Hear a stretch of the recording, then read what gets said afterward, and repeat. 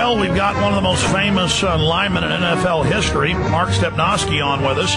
Pro career in the NFL. Most of it spent with the Dallas Cowboys and the Houston Oilers. He won 2 Super Bowls while with the Cowboys and was a 5-time Pro Bowler. And he is a 9/11 truther. We had him on almost a year ago. It was a long time ago. Time just flies by. Seems like yesterday.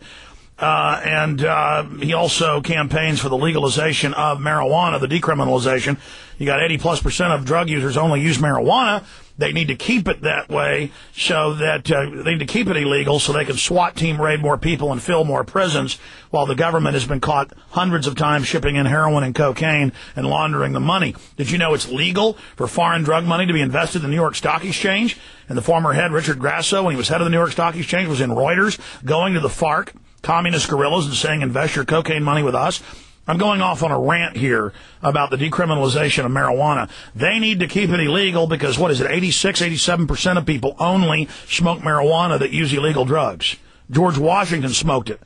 Again, ladies and gentlemen, this is an excuse. What's a greater crime? Guys in black masks SWAT teaming you at 3 a.m. or somebody smoking marijuana? You know, do we want this great evil in the name of stopping this minor evil? And I'm not a marijuana Mark Stepnoski, I really appreciate you coming on with us today. Thanks, Alex. It's good to be on with you today. You're going to be with us for the next 50 minutes. At the bottom of the hour, we're going to open the phones up at 1-800-259-9231. In the last 10 months or so since you were on with us, a lot has happened.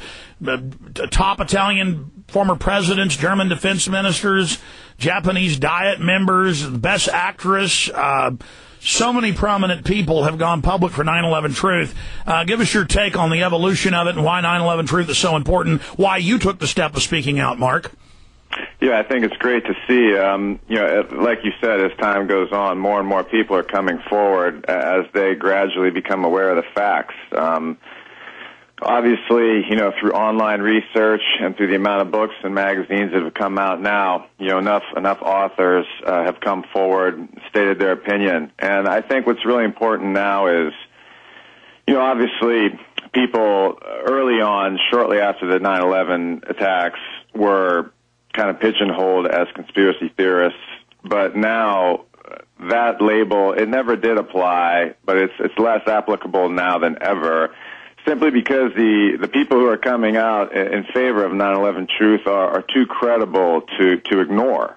In the last few years, we've had the formation of things like Scholars for 9/11 Truth, which includes architects and engineers for 9/11 Truth, pilots for 9/11 Truth.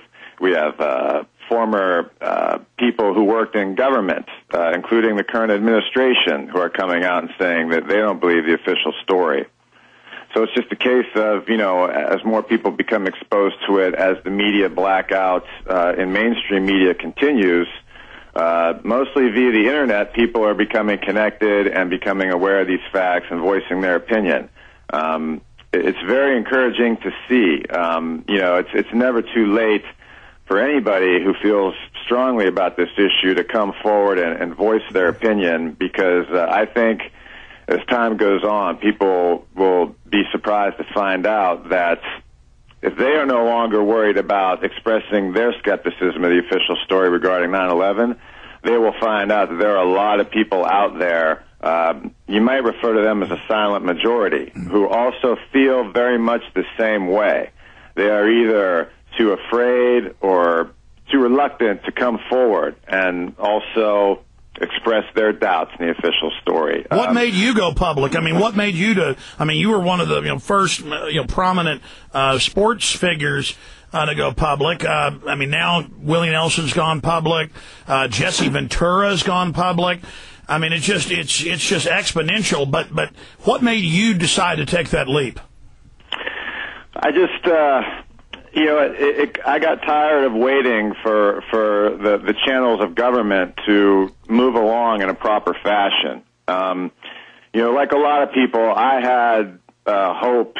It turns out to be false hope in retrospect, but I had hope at the time that, maybe the 9/11 Commission would be legitimate. Maybe the safeguards that are in place in constitutional government, I thought that they would kick in and operate in the manner in which they're supposed to, and we would see a proper investigation, with relevant witnesses and evidence.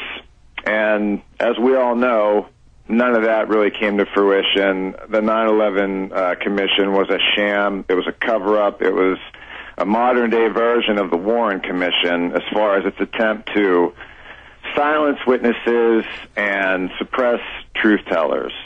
And, when things reached that point and that commission was shown to be the impotent vehicle that it was, I just felt compelled to, in my own small way, say whatever I could as far as what I thought the truth was. Well, Mark, that isn't in your own small way. It's not just that you're a celebrity or a well-known sports figure. It's that people resonate with the courage of a Willie Nelson or a Mark Stepnoski or a former German defense minister or a former governor. They resonate. And they know that person has a lot to lose. That person's going to be demonized. This person is really stepping up. And so that's what makes you and so many others that have stood up and gone public heroes. But look at the vindication. The Chicago Tribune 4 months ago reported, as well as Associated Press, the NSA declassified that Israel did attack the USS Liberty to try to sink it, to blame it on Egypt to start World War III, as they've now tried, the U.S. has tried in Georgia. It's now come out. Cy Hirsch at a big media event, and he did admit in New Yorker magazine that Cheney, he just said a staged provocation. He said this is the provocation to have U.S. Navy SEALs dressed up like Iranians on blue PT boats attack U.S. ships in the Strait of Hormuz. So government-sponsored terror, the fact that Gulf of Tonkin was staged, that's all coming out now. And people say, well, that was 7 years ago, 9/11. Why are you so concerned? Well, because Black Ops is going to continue to stage terror attacks as a pretext for control if we don't step up and expose that they're behind it. Mark, your comments on that. Yeah, I entirely agree. It's been a steady progression. It's been just one incident after another. We saw last year where Bush and Tony Blair had the plan to send U.S. military planes over Iran disguised as UN planes to try and instigate an attack on them so we would be justified in responding. I remember also last year, Zbigniew Brzezinski appearing in the press, practically coming right out and saying, we had to worry about the current administration putting together a false flag terror op to stimulate war with Iran. This is a guy who is now Barack Obama's main foreign policy advisor. So again, we have these people coming out, in mainstream media within the last year with these, scenarios that have come and gone that have involved false flag terror. So I just think in this day and age, people are becoming a little bit too hip to what's going on. They understand ahead of time, similar to what happened in Spain when you had the false flag terror attack there with the train. The people within days came out in the hundreds of thousands and said, "We know you did it," and it turned out it was the intelligence operation. Exactly. Hopefully, we are reaching that point now in North America.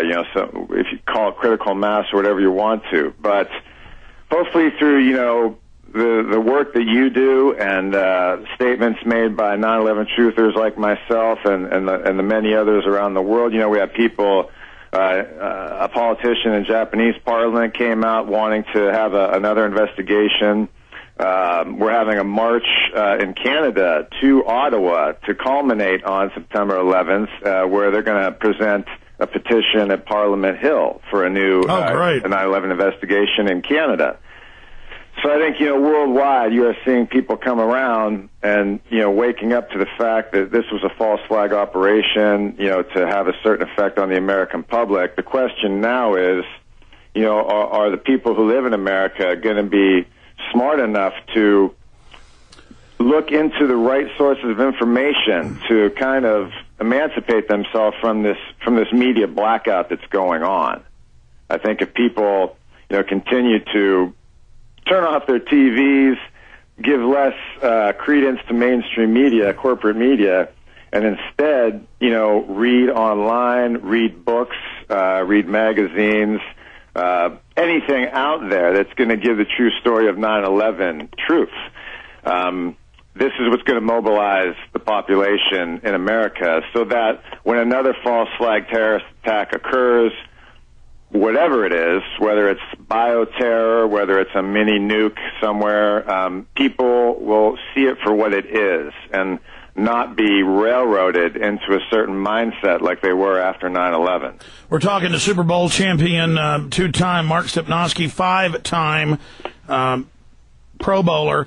And he's, again, going public, not because it's fun, but because it's his duty. And I would venture to say, because he just said it, he knows that if we don't expose the tool of false flag, that mechanism, this military-industrial complex is going to keep doing it to hurt us. You want to attack Iran, you want to attack Iraq, you stage an event. You want to attack Egypt, you stage an event. They've been caught over and over, and they're going to continue to do this if we don't expose it. We're going to come back and talk about the fraudulent new NIST report with Mark Stepnoski.